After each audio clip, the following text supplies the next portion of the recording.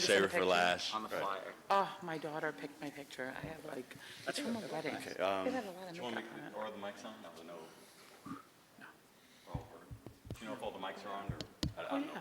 yeah. Oh, should I move it closer? Right, good? I know, right, It's super right. teacher voice. I sometimes have to was turn up it down, but it's good. It When you works hear a fine. microphone, you're used to projecting, it gets a little weird. Yes, all the time. That's it. So, good. Hi, everybody, good to see you. Welcome to lovely St. Rose. And, woo! Rock on. Good evening. And I'll be your host tonight. I'm Dr. Andrew Shanik from the School Psych program. And, go School Psych! And we have a great panel here today, and I really look forward to this, as really trying to figure this out, about the series calling Beyond the Books, Developing the Soft Skills for Your Career, really aimed at educating young and emerging professionals about communication, networking, organization, other skills necessary to succeed. This is going to be the first session of hopefully 4 awesome sessions. And the panelists today really could discuss how their college experience shaped them, the power of networking, like I said before, and really expanding the communities beyond just their one profession, to think more than just education, or think more than just business, to really go outside, because those folks could also help you out in your career. When upon completion of the series, folks are eligible to receive a certificate of professional development. Am I saying that right? Yes? And everyone has to be registered with a QR code. I don't know what I just said. I said QR code. I don't know what that means. So it's good. Everyone's good? Yes. Yes? Rock on. It's that weird symbol thing, yes? Yes. Yeah. Oh, okay. Very good. Okay, good. I just scan things. I don't know what. Very good. And if you have any questions, you can talk to Dr. Ely or Dr. Power, who I'll introduce in a moment here. Also, you'll get an email if you registered, and that's an evaluation will be sent. And if you return that evaluation, that confirms your attendance. So that's all part of this series towards your certification along the way. Let me just go here. That a couple things of who this is. We're sponsored really by College of St. Rose, as well as the Upstate New York Black Chamber of Commerce. And it's just been a really nice collaboration over this past year, or 2 years, my God. Yeah, yeah. So, and I'll talk about that collaboration as we kind of go. And let me just do some other housekeeping before we get there. Bathroom, men's room, women's room. Did I do that right? Yep, men's room, women's room. Emergency exits. Everyone good? I could do the whole airplane thing. That's okay, right? Everyone good? And what else? The part of all this is started with Thrive. And Thrive is a scholarship that we got a $1.2 million grant around there to provide monies for folks to attend either the school psych or special ed program. And I can say from the school psych side that it pays for about 2 out of the 3 years that you're within the program. And for special ed, it is about the same thing for 2 years. And so it's coming up again this year for those who want to apply for the fall. So if you know anyone who's interested in being a school psychologist or someone from special education, it is for those who are we're trying to diversify both fields within school psych and special education for those who are from underrepresented groups. So if you know anybody who's interested, this is a great deal. And what's gone on over the last couple of years in seeing what's happened, it's been amazing. It's really helped diversify our student body, which has been terrific. And it's just been nice to see the interactions of everyone and how it's just impacted, I know it's impacted me, I know it's impacted other students, and how the community has grown along the way. So it's just been a really nice deal. The 2 primary investigators of this is Dr. Liz Power and Dr. Francis Ely. Talk to them if you want to know more information about that. Before I get into some of the bios, just want to give some information. Well, before that, let me also just thank some of the folks that helped set all this up. And so, where's my thing here? We have Dr. Raj Ariskar, Dr. Margaret McLean, thank you very much. Dr. Terry Ward also helping us out here. We have Dr. Francili, Jen Gish, where's Jen? In the back, good, by the camera. Emily Nicholson, where'd she go? There she is, rock on. Sharon Edwards Grant, where'd she go? There, everyone in the back, good for you. You're just like students, they all sit in the back. What's going on here? I don't know what's happening here. And Dr. Yolanda Caldwell. I'm not sure if she's here today, right? So great. But just in terms of when we talk about soft skills and how that's going to help develop things, so I just want to talk about that, and then we'll get into the bios of folks, that the collaboration started that at an Albany Business Journal meeting, out of all the places, that I decided to go to, and I'm a mental health person, what the heck am I doing in an Albany Business Journal? But it's really about the nature of the business of mental health. And so I just wanted to kind of meet some of the writers there. I get the darn magazine, and I happened to meet Tony Gaddy, who you'll all meet in a moment, who's the founder of the Upstate Black New York Chamber of Commerce, and found out. And so I was there really just to make some other connections. And I met him, and we just started talking about business and education, how that all could really work out. I sent him an email, he sent me an email, and then we just started to kind of go from there and talk about the different things that we could do together, even though I'm completely out of the field of business. And the same thing in terms of education. So we saw what education and business can do. We developed that relationship over time. It was just random. I never expected that. And that now we're at St. Rose is part of the Upstate Black Chamber of Commerce, which is terrific. And so now everything has kind of blossomed from there. So that's the general nature of this session today. Just you never know, and how to kind of set things up for your later success. Good? So let me go through some of the bios here. And so we have Olaia. Did I do it right? Olaia. Olaia. I'm Yes, so that's- excited about it. Olaia. Olaia. You don't get that too often, do you? No. Everyone messing up your name, for Pete's sake. I apologize about that. It's okay. Olaia Curtis. She is a graduate of St. Rose, 1995. She earned her master's in curriculum and instruction from the Teachers College of Columbia University. We have to talk because I'm a literacy guy, so we got to talk about that. Okay. She's a sixth grade teacher at the Albany School District. She's been a teacher within the district for 26 years. She was inspired to become a teacher by many who taught her, and they also had a profound effect in her life. Yes. Yes, that the teachers prior to. And she also adjuncted here at St. Rose for 2 years. Super great. Over here on our left, we have Anthony Gaddy. He's the co-founder, the president and CEO of the Upstate New York Black Chamber of Commerce, the Upstate New York affiliate for the U.S. Black Chamber. Yes. Excellent. And they have a big event coming up, yes? Or? Yeah, we have our annual Buy Black Conference, October 13th through the 15th down in National Harbor in Maryland. So yeah, Great. looking forward to that. Excellent, super great. He founded the chamber here in 2019, and it represents the upstate New York region, including the Capital Region, Central New York, Western New York, and the Hudson Valley region. If you go on their Facebook page, good God, you find out all the businesses are all over the place, including lots of yummy restaurants, which is awesome. Anthony's very active in the community. He served as vice president of the Schenectady County Public Libraries, the NAACP, the Empire State Black Arts and Cultural Festival, and several other organizations before relocating back to his native Albany. Yes. He serves as vice president of the Fourth Family, an Albany-based nonprofit that focuses teaching STEM through sports, as well as a member of the Berkshire Bank Advisory Council and the board directors of ALERT and the Hudson Valley Economic Development Corporation, and I'm sure about 10 other boards somehow. So he's been cloned, and that's how he got here. So it's very exciting. Sometimes I wish. That's right. Very good. Good. We also have here, on my right here, Xavier DeLuc. He has a bachelor's in history. He earned his master's in special education through the Aspire program, yes? And he got his degree in 2018. He's a dual certified teacher in special education and social studies, 7 through 12. Yep. And he's still standing, right, working with middle for those high school students. Good for you, bravo. Taught at Shenendahowa and now is at the Glen Falls City Schools. He teaches social studies in an inclusive setting and is the co-freshman advisor. Yep. Right? Oh my God, trying to advise a whole bunch of freshmen. Good for you. That's excellent. Okay, excellent. And he's also a member of the Thrive Advisory Board. Good. And also, I just want to give a special thanks to our president being here, Dr. Marcia White, being here. So thank you very much for the support with all this. So thank you for that. Very good.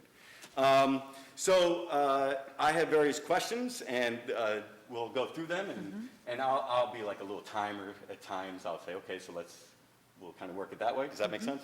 Yes. Just in case. And so Really, the first question is just talk about your profession and why did you choose it, or how did it choose you?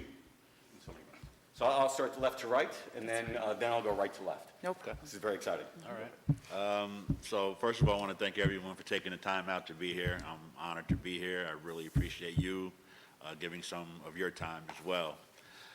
So how did the Chamber of Commerce come about? Well, it started really because as an entrepreneur, I had my own business, and I didn't feel like I was getting the support and the resources from the business community at large, being part of other chambers and various organizations. And so I started to talk to other business owners, and we started to share experiences, and we found that there was a lot of common ground. And just through, us networking, getting together, we put together an informal networking group that met every other Wednesday at El Patron Restaurant.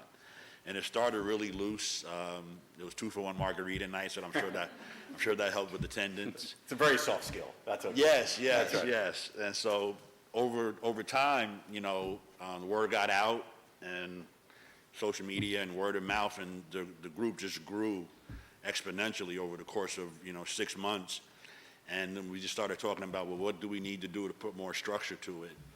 And so we started to do that, and then I reached out to U.S. Black Chambers down in D.C. and told them what we were, building here, and, wanted to see if we could become a part of their organization. It took some time for them to agree to give us such a large territory, because we felt that if it was kind of happening here, it was probably happening in other parts of New York State, and it turns out that was true. And so the chamber really just came about really through a lot of the things we're going to be talking about here tonight, just kind of getting together, identifying common issues and trying to help each other solve them. Mutually beneficial opportunities are very important. What do we have in common is as important as, what's different about our businesses or, our classes or whatever. There's always a common ground that we try to reach with our business owners in our chamber, and it's really about helping them win. And if you can identify what's in it for the other person while you're working on it, what's in it for you, it usually tends to work out. And so that's kind of the birth of the chamber. And 3 years later, we're at about 120 members throughout the state, and we have members as far as California and Los Angeles in particular, as far south as Florida, D.C. So it just kind of happened, really, just through some of the soft skills that just happened to learn over time. So, yeah. And I'll qualify it that it didn't just happen.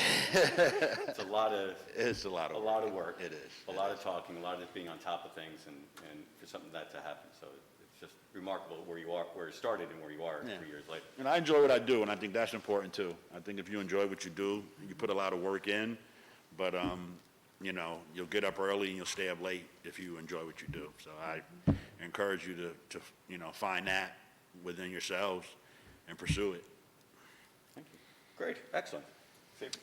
All right. So I am a special education teacher and a social studies teacher in Glens Falls. I decided to become a teacher, a pretty similar way to probably a lot of other teachers. My mom was an occupational therapist, or is one, in the school district, so I got to grow up around education and see what it was like and the impact that you can have on students and people in general. And but when I came to St. Rose, I actually came interested in the forensic psychology program, and then pretty much right away I switched and decided, like, hey, I don't think I'm not interested in that. I want to go a different route, and I decided to go for the Aspire program. So I just feel like the biggest thing for me in education is the connections that you can make. I think that is really a big impact, and then through those connections, you build a relationship, and the relationships are really important as well. And I just really enjoy the special education side of it, because I feel like sometimes those students don't have a voice, or they're not always thought about. But luckily, I work at a school district that's fully inclusive, so it's really a good thing to see right now as well. And then history is great too, because we live in an area that there's so much history that's very rich, and it's easy to draw examples and talk about experiences around us. So that makes it even more exciting for me. That's great. Excellent. Thank you for that. Wonderful. Good evening. I'm Olaya Curtis. I graduated from St. Rose in 1995. I had such a wonderful experience at St. Rose. I actually texted my roommate when I was coming in here to tell her to watch that I was on the panel. But I really enjoyed my time at St. Rose. I knew I wanted to be a teacher when I was in 11th grade social studies. Noreen Benton was my English teacher. She was teaching us Shakespeare, and she was opening my eyes to things that I never really looked at. My parents are both in higher education and exposed me to so many different things. But this person, this woman, saw things in me that I didn't see in myself, and she constantly reminded me of the things that I saw and constantly telling me that she knew that I was going to be something great, and she was helping me find my voice, which can be difficult in high school. So after having her class in 11th grade, I took her class again in 12th grade because she looped. So we had the opportunity to take her class again, and it just confirmed all of my feelings about education and wanting to be that for another person. And I started teaching when I was very young. I started teaching when I was 22 years old. So when I had my first class, everybody's like, they're like, are you 18? And I'm like, no, almost, but no. And I'm now 48, and I've been teaching 26 years, and it's been amazing. And I can't say that it's easy, because it's not easy, but I cannot see myself doing anything else but this. My oldest student now is 36 years old, and they started with me when they were 10 years old. I currently work with 2 students who went through my class. They are hall monitors in the middle school that I work at.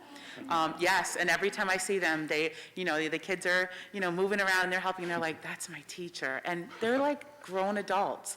And it touches your heart. It really does. And the letters and the emails that I get, when they started social media, that was a big thing, and all the kids were like, I'm going to be your Facebook friend, and I'm like, not until you're out of the school system, because it's not appropriate. So the day of Albany High graduation, I would get so many Facebook requests, because they respected my wishes, and I told them, I said, it's appropriate when you are out of the school system. And it's just to see them grow and develop and come back and visit. I have a lot of my students' children now, and they're like, she was my mom's teacher. I'm like, don't tell everybody, but it's just amazing. And my time at St. Rose taught me so much about myself, the people that I met, the experience that I was exposed to. We had traveling field trips at St. Rose. I went to Philadelphia, New York City, where we had this one instructor, and he would get us all together in a St. Rose van, and we would just go. And we would explore like jazz in downtown Philly, and we'd have hotel rooms and things. I just did so much here that stayed with me and that I brought with me to my profession. My mother never let me throw out my books, so don't throw out your books. She said, you'll use them again, and I did. I used my modern American poetry book with my students, and it's a beautiful cycle. And if you're in education, yes, it is difficult, but it is worth it. And the children need us, and we have to be there for them. And they appreciate it in so many different ways, and you get so much back from everything that you put out. It's a lot, it is, but it's so rewarding. I've come to St. Rose so many different times. When anyone reaches out to me from St. Rose and asks, can you come to a panel? Can you come? I've done so many things here. I have never turned it down, because this is my home and this is where I started. I learned so much here, so I just feel I have to give back. Thank you very much. And we'll see you tomorrow. You volunteered for another panel tomorrow. I would love to. That's right. And thank you for all that. This is really, really lovely of what happened and the genesis of everything. And it's fascinating that 11th grade that you found a voice. Yeah.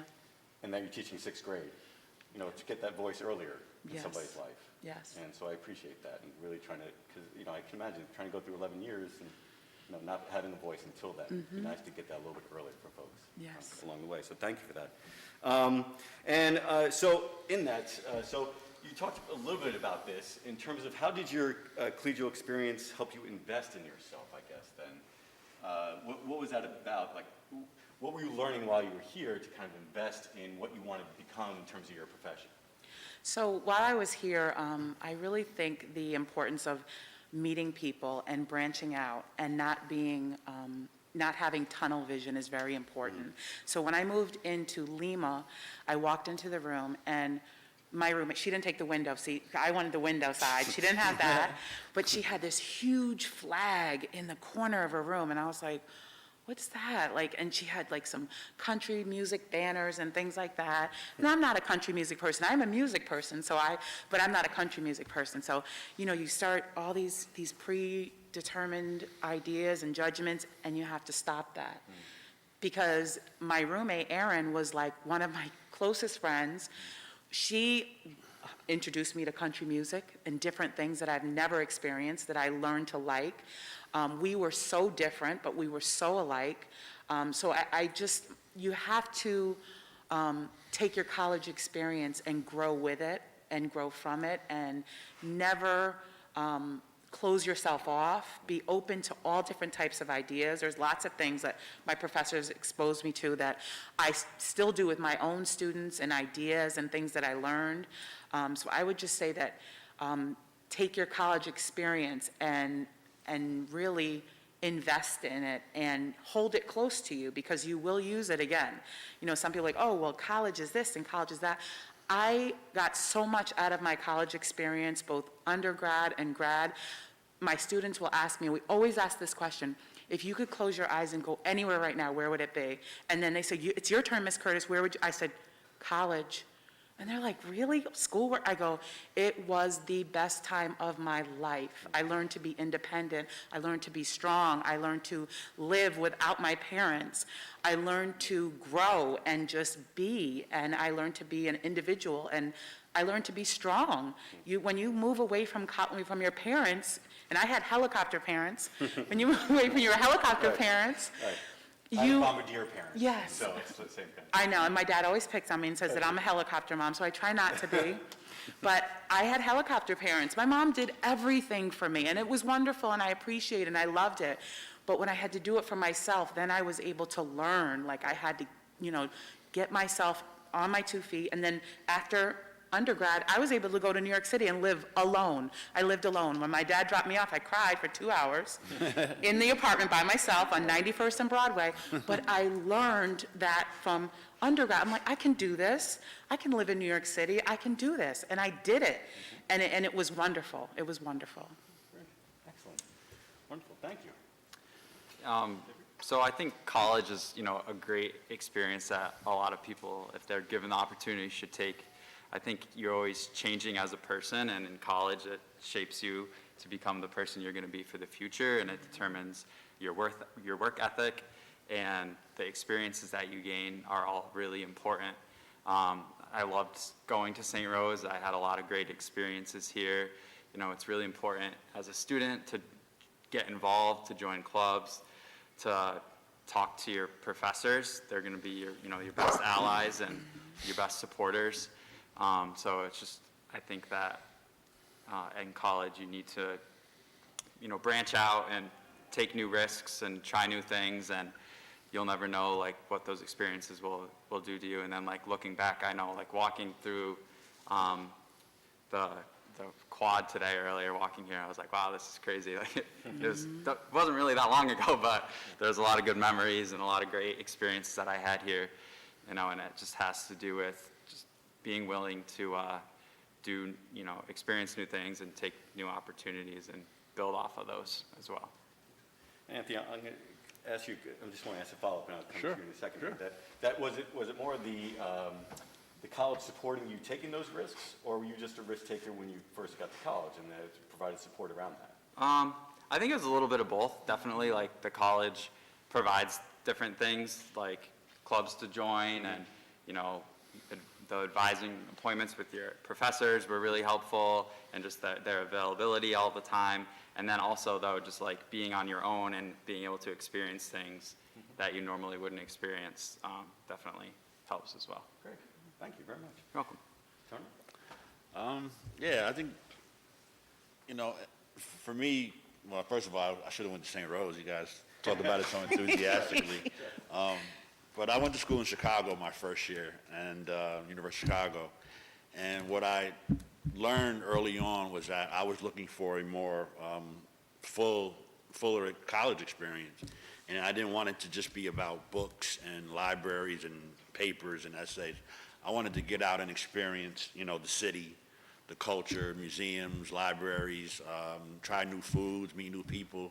So I think the one thing that, especially being, coming from Albany, which is a smaller city, I wanted to be in a city where I could grow and get out, kind of get lost in the city and find my way as a human being, as a man. So I think the one thing that I invested in myself beyond just going to school was just becoming a well-rounded person, being more open-minded, learning about different cultures and trying new foods, experiencing life as a student before you kind of get into the reality of adulthood and what I call the envelopes with the clear windows start showing up for you. That's when you know things are real. But my college experience was just a time just to, fall down and learn how to get up in a different way. Just trying new things and not being afraid to, I never look at it as mistakes or fail. I always looked at it as a lesson, even if something when I left Chicago, after my first year, I transferred to USC. And for a while there, I just got lost in Los Angeles. And, I enjoyed every aspect of living in LA, both, the good and the bad. But at the same time, I knew why I was there. And so it wasn't all student, it was life. And so I think it's important that as you grow and evolve, you give yourself room to, be a student, but also be a student of life. It's fascinating that both of you went to a city to kind of try something completely new in so many ways. A much bigger city that's just overwhelming. We could call Albany City as much as we want at times, but just when you go to these other places, it's just a different ball game. Yeah.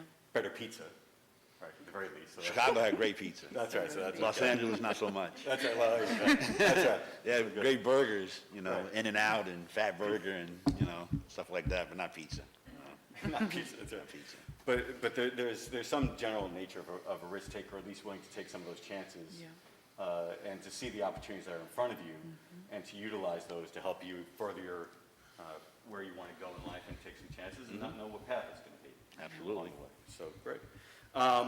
And then, but along those paths that folks took, and also, Xavier, I'm going to start with you. Sure. We'll go right around the horn. So this is good. In terms of how are you able to leverage any of those connections? You said that you do these clubs, you do these various things, and that's really investing in yourself and trying to create a greater community for yourself. Right. So how are you able to leverage those if you think about where you are now? Yeah. So again, just getting involved, participating in clubs and doing things to get to know people. I know and honestly, the best thing that St. Rose, I think their professors are just awesome, and I was able to, if you We have not email, paid anybody for this, so this is very exciting. So if you Free email them, advertising. they answer you pretty quickly. They'll give you advice. I know Dr. Ward, you have to write like your hair's on fire, and then she'll answer you. So How do you think I got bald? but That works out. they're always there to, let you know what the best option is. I was telling Dr. Ely earlier, I remember when I first started, I had, a great opportunity between two different school districts. I was like, I don't know what I'm going to do. I don't know where to choose. And I was like, my first instinct was to call one of the professors here and say, what should I do? What do you think is a good idea? And they helped guide me through it and make a decision, and it worked out pretty well. So definitely, and the professors too, they're able to get you in contact with other people at school districts or whatever else, your occupation may be. They have a lot of connections, and then you can build off those connections. So, maybe a professor introduced me to somebody, and then through that, I was able to meet them and develop a relationship, and then they meet somebody else. So it's that whole networking thing. So that's a really great opportunity too, because they have so many great connections from, being here. Great, excellent, good. And it's, so I'll be interested in the same question, and that it's fascinating so far. People are like, you just do this. It's not a just, is it? No. I mean, it just seems much more in trying to establish some of those relationships and leverage those things. So. So a lot of the things that I did, like I said, I've returned back to St. Rose to do a lot of different engagements. I spoke at the Martin Luther King evening 2 years ago. I was just like, I was the keynote speaker, and there's just lots of things I've done. So reaching back to those people, I'm the field trip teacher, so when anyone works with me, they're like, how many trips are we going on? I go, well, I'm at 7 right now, but I'll let you know. So some teachers love field trips and some teachers don't. I am the field trip teacher. Field trips are very expensive, and we have several students. So my first field trip, and it has a whole full circle with St. Rose, I wanted to bring my students to St. Rose, because I had like similar to that banner. What's that? Where is that? And then I'm like, it's in Albany, where you live. And they're like, you went to school in Albany? Yes. A lot of you live close to St. Rose. They had never been here, never went to the campus. One person did a swimming class at the pool, and that's the only place they knew was the pool. So I was like, I have to bring my kids to St. Rose. So I called one of my old professors, and she was like, okay, we'll figure it out. And then I called admissions, and they're like, we'll figure it out. And I'm like, but I want them to do like the whole trip, and I want them to eat in the cafeteria and do like the whole like all-you-can-eat thing. And and they were like, okay, that's kind of expensive. And I'm like, well, let's figure it out. So I wrote a grant. They put me in touch with someone to write a grant portion. They paid for the bus, because I was going to walk with them. We weren't far, but it was too far to walk. So listen, when you're a teacher and you want your students to have an experience, you will go through anything for them. I would have walked them myself if I could, but we got a bus. So we took the bus. We came over, we did a college visit, they loved it. This is my first class I ever taught. So the young lady who I work with now, who's 36, I brought her to St. Rose when she was 10. From that class, I have 4 students that attended St. Rose and got their bachelor's and their master's. Yes. And 2 of them were the first to go to college in their family. And those students that I brought, they were just like, you can live here, and you have your own phone, and you have a roommate, and they were just, it was like so eye-opening for them. And some of them struggled in school, and after that trip, all they wanted to do was go to college. And I'm just like, you can do it, you're gonna do it. And when they graduated, let me know, I got accepted to St. Rose, I'm going to St. Rose, I'm getting my master's from St. Rose, and they keep in touch with me and let me know. And that to me is so rewarding. But just keeping those connections, I was able to bring them. And I did that college visit for 9 years until I had my first child. Every single year I got funding for it. They got to come and eat. That was the big thing. So the kids coming up were like, she takes you to college and you can eat anything you want. And I'm Right. but what else did you do? Meal plan that we got here. Yeah, right? Good. And then I started teaching science, so then I connected with the science department, and they did a science lab with the grad students, so they were able to have the grad students present. I had the higher education students do tours, and then we could go and eat. And then I included the sports. We had some of the basketball players talk to the students. So it was like a full circle, but it was keeping those connections, it was being a professional, it was being able to go back to where I came from and, be confident that, I was making sense and this trip was gonna make sense and the students were gonna be well behaved, because people will put up roadblocks and, well, they might misbehave. No, they're not, this is important to them. Well, you don't have enough money, we're gonna figure it out. And at some times I was gonna call my parents and say, can you? But we would figure it out. So use those connections and come back to this institution and use it for the rest of your life, because I really have, and it's helped other students in their lives. So by establishing those relationships right away, Yes. when you were a student, and really kind of find out who those people were and really get to know them, and they knew you. Yes. So it's make much easier phone call later on for that Exactly. ask. Yeah, and a lot of people that I met at St. Rose, I have one gentleman that actually, so we wanted to go to New York City and Boston, so I do a lot of trips. Okay. And our big trip is usually just all of our funding, but I wanted to do Natural History Museum and the Hayden Planetarium, and so I had all these things planned, and they were just like, you don't have enough money. Someone that I met at work that worked with St. Rose, that I did the adjunct for, paid for all of my students to go. So this is like 91 students to go, got the buses, purchased books for us to support what we were going to see. And it was just, everything was paid for. And it was basically like, write a paragraph about what you want to do, and we'll see what we can do. And I did that, and of course, I included a picture of us. We were like, and they paid for my whole entire, it was fifth grade class to go to the Natural History Museum. And you think it doesn't sound like anything, like, we can get up and go to the Natural History Museum. A lot of students can't, and they will never go. So I know when students, when I'm like, have you ever ridden on a boat? No. Okay, we're going to Boston, and we're definitely going to ride a boat. Like, just giving them those experiences and using your connections to make things happen for them. Yeah, and it's, just to make, it's remarkable everything that happened, and I don't know if people understood the work that was behind it in order for that to occur. And it Yeah. took a lot of connections, a lot of good relationships for that Yes. to happen. That was behind the scenes that they'll never ever see Yeah. in their lives in so many ways. Thank you for that. And then, so same thing, so just really, in terms of some of the relationships, how were you able to leverage some of those things to build your resume or build where you want to be and kind of create the person that you are now?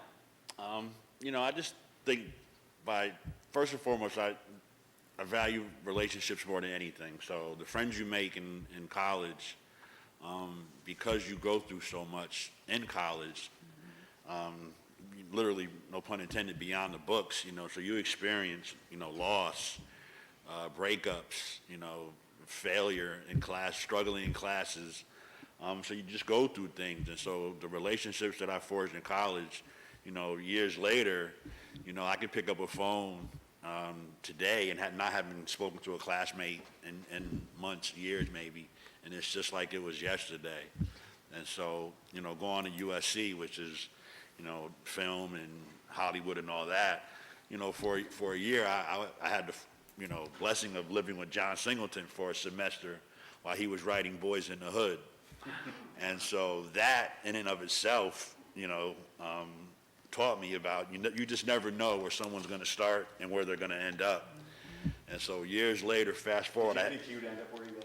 No, no. I knew he was talented. Right. But when you're living, 8 guys in a 4-bedroom apartment, and John Singleton's bedroom is like the pantry. Literally, he moved in and his room was the pantry. That's funny. I'm thinking about that now. Yeah, and so, but to see his success, and then the careers he created amongst our roommates and our classmates, how many people got jobs because of him. And so when I celebrated a significant birthday, I was going to do it in Miami, and the first person that I saw when I got there was John Singleton. He stopped everything he was doing, and he came down, and we had just this interesting afternoon on South Beach. That's all I'll say. So it's just that relationship component. Some of the people that you're with in class now, they'll become godmothers and godfathers to your children. Even though you're not related, you'll be uncle or auntie so-and-so. Just value the people that come in your life now, and those connections, just because you never know. And let me just that developing those relationships, though, right? It sounds so easy. Just you had a bloody roommate right there, right? Yeah.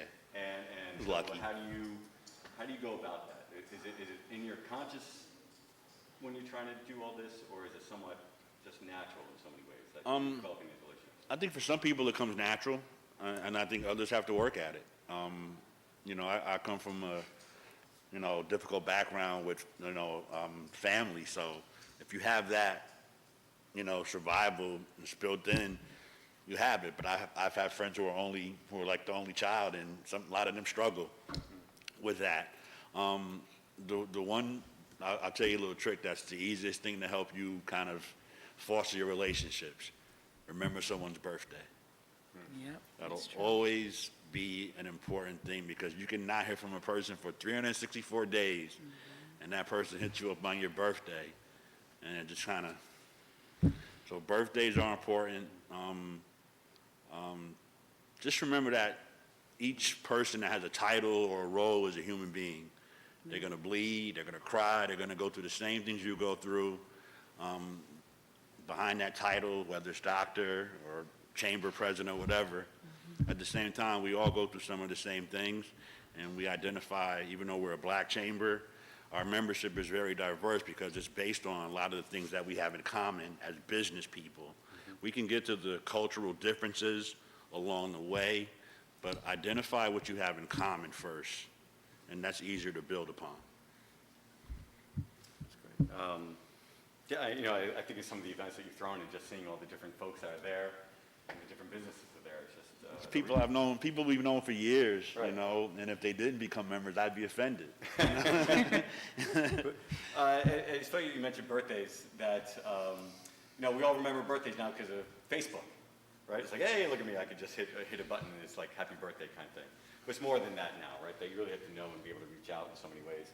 And that, which leads me to more of the social media piece, in that, it's impacting relationships. Yeah. And it's also impacting what we are in the future because of some of the social media posts and what we may put out there in so many ways.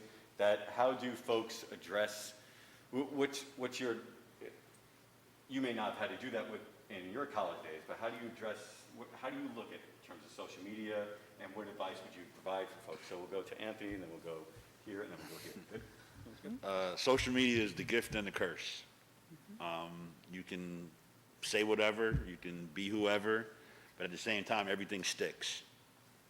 There is no taking it back. Once you hit send, it's gone.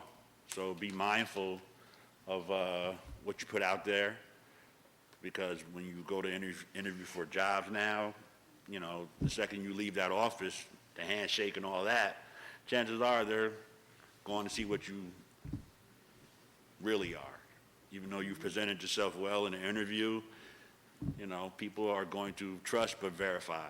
So just be mindful of what you put out there on social media. Know that Facebook is more for social, LinkedIn is more for professional. You can navigate the two, but just be mindful of what you put out there, because again, everything sticks, and it is you at some way or another, and it does come back. Yeah. And I'm kind of interested to hear about, from a teacher's point of view, at this point, what you tell the kids, but it's also how does it impact you as an educator, and also making those links using social media to also establish relationships. Yes. Does that make sense? Yes. So I'm just kind of curious about that. I definitely agree that it is a gift and a curse, but you have to use it to your advantage. I do a lot of uplifting, positive energy, quotes. I use quotes with my students even today. Every day we do a quote of the day, just to kind of uplift them. But social media with children can be very challenging. They want to be your friend. They want to find you. I use an alias when I started teaching, and I'm like, you'll never find me. And some kids are like, I will. Yeah. And one girl, I did the Freihoffers Run for Women, and she Googled me, and that was the picture that came up. And she's like, you're a runner. And I'm like, yes, I've run some races. And they try so hard to find you. And it's really just they want to be close to you, and they want to know you. And they want to be in your world, but you do have to separate the two and be appropriate. I don't text with students. I only text with parents that I feel comfortable texting with. No student has my personal number unless they are in college or beyond. It's just really being a professional and knowing what's appropriate and what's not. And you have to think about your own children and their own situations. I have 2 children. I have a 19-year-old daughter, and I have a 14-year-old son. And what would I want for them? Would I find that appropriate if their teacher was texting them at 9:30 at night or sending them a Facebook message at 9 or 10 o'clock at night? I find that completely inappropriate. So I wouldn't do that with someone else's child. There are some students that just won't let you go and you can stay connected to them in an appropriate manner. There's some students that I stayed connected through their parents because their parents and I became close, and I would send messages or call them through their parents. So there are appropriate ways to go about using social media. My students that are of age, and we talk, and they send me pictures of things that they're doing and their children now. I've been to several weddings. and baby showers, and I've gotten my invitations through social media. So it's really something that you just have to, again, navigate as a professional and know what you would want. If, if this was your child, would you find that appropriate? And most people wouldn't. So you do what you feel would be appropriate.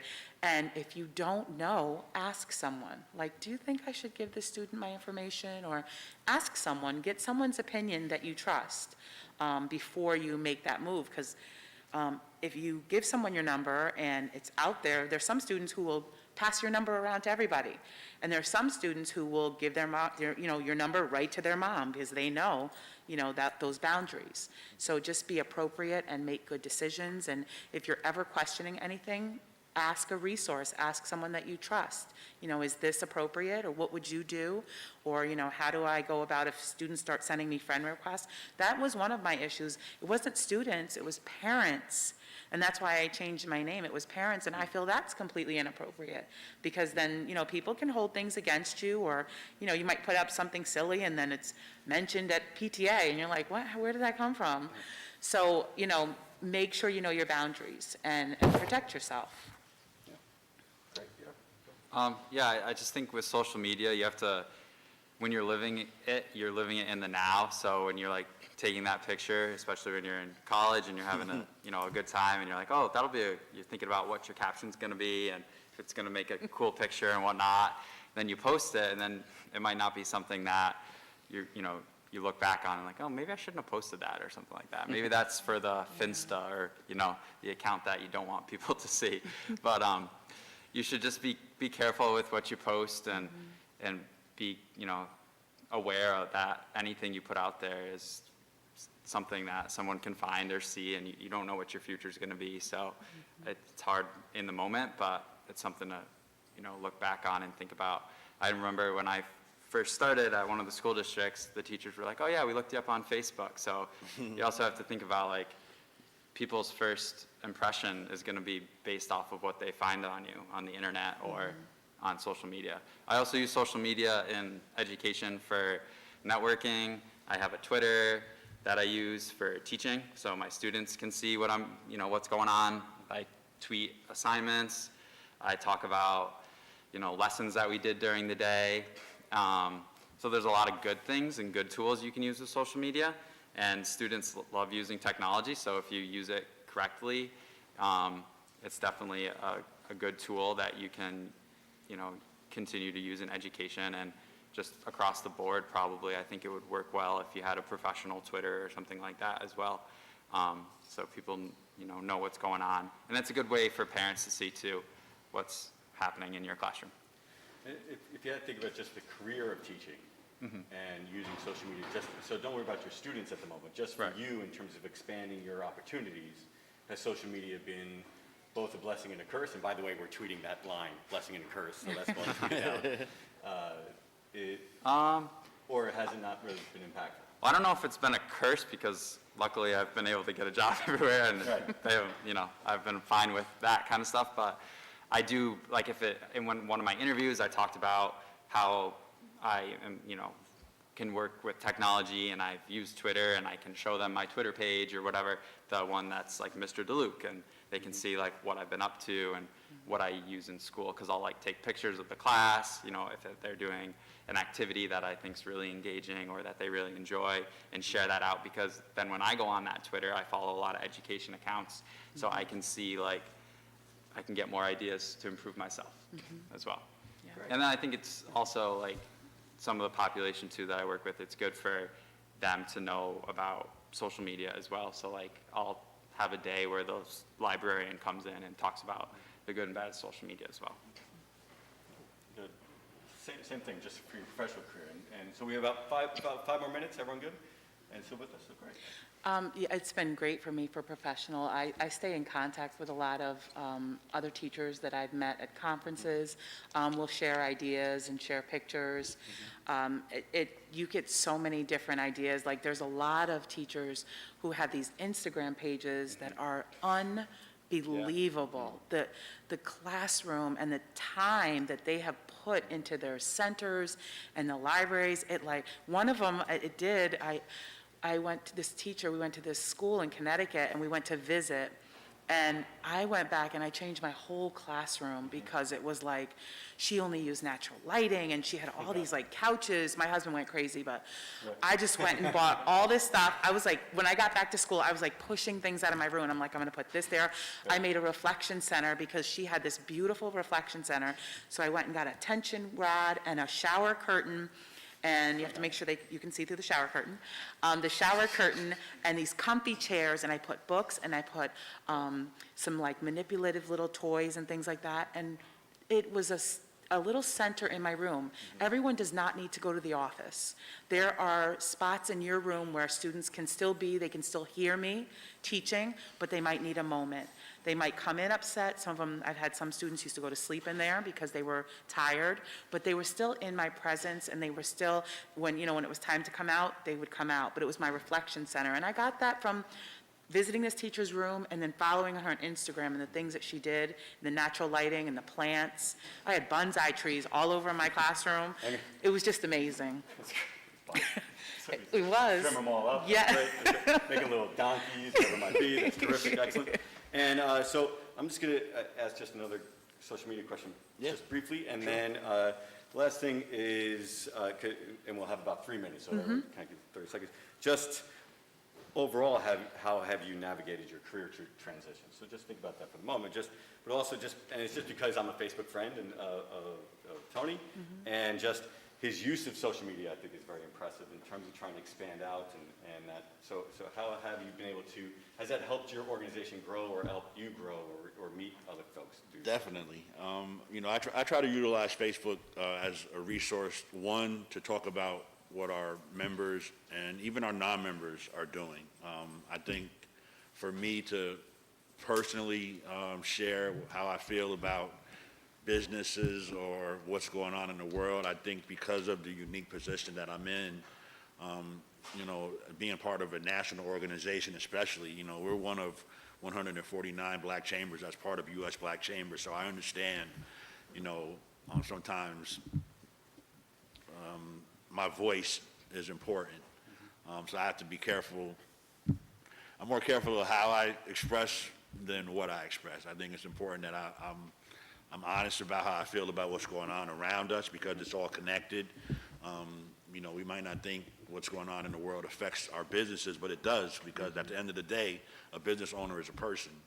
And so that person has a life, has a family, and so they're all impacted. So I try to utilize social media, one, to keep our community informed about what's going on around them because we're so in our silos that we don't necessarily always kind of pause to see what's going on that might somehow affect, what's happening in our silo. So I try to use it as a resource for information. To your point about the blessing that it is, obviously being able to communicate with the masses with a click of a button, so to speak, is very important.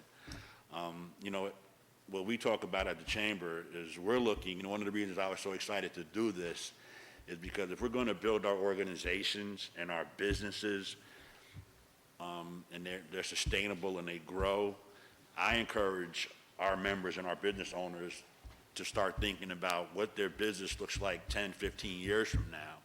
So, to put it simply, who is me 20 years from now matters right now.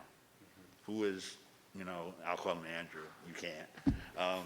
Call me Andrew. My parents do this. Okay, It's but so it's important for us to start identifying the next generation of talent now. So we're working with the middle schools.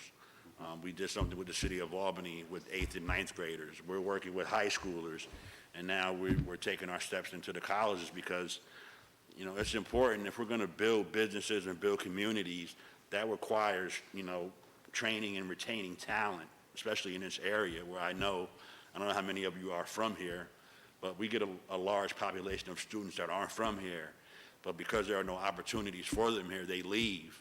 What can we do now to start identifying and engaging with you to maybe offer internship opportunities? So you might feel like maybe there's a reason for me to stay here and continue to invest in the growth of Albany and the capital region. So social media for me is also that tool to reach out to people who might not necessarily know who we are, who I am, but they might hear about me or hear about us or whatever, and for whatever reason, it might stick, and they become interested in a new way, and then they find out, well, this is what else we're into.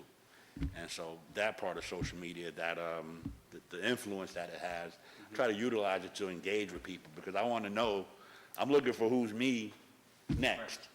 If I'm going to build this organization and have it be for the people, we need to have more people engage with it now. Right. That we have to start thinking about where we want to be and try to plan that out. And that's, it's fascinating when you think about the business it's the business of ourselves. Absolutely. And where we want to be and how we're going to set ourselves up for success later on. Yeah. Knowing that there could be some pitfalls along the way.